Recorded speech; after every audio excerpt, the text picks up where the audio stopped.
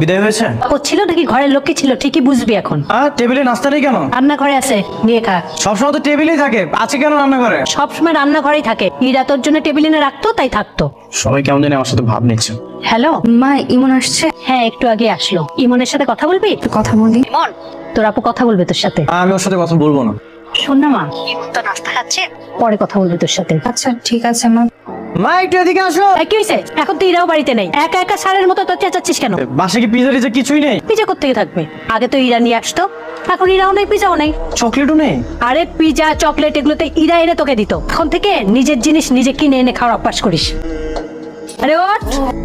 তুই পিজা নিয়ে আসিস? থ্যাংক ইউ আপু, তুই অনেক ভালো রে। আমি তোর জন্য দোয়া করি তুই যেন পাশে একটা হাজবেন্ড পাস। এত কষ্ট করে তোমার জন্য পিজ্জা নিয়ে আসছে, তুই আমার অন্যের ঘরে পাঠিয়ে দিতে চাস? আমি কোনোদিনও বিয়ে করবো না। আমি যখন ইনকাম করবো তোর জন্য চকলেটগুলো নিয়ে আসবো, ঠিক আছে? এখন চুপচাপ পিজ্জা খা।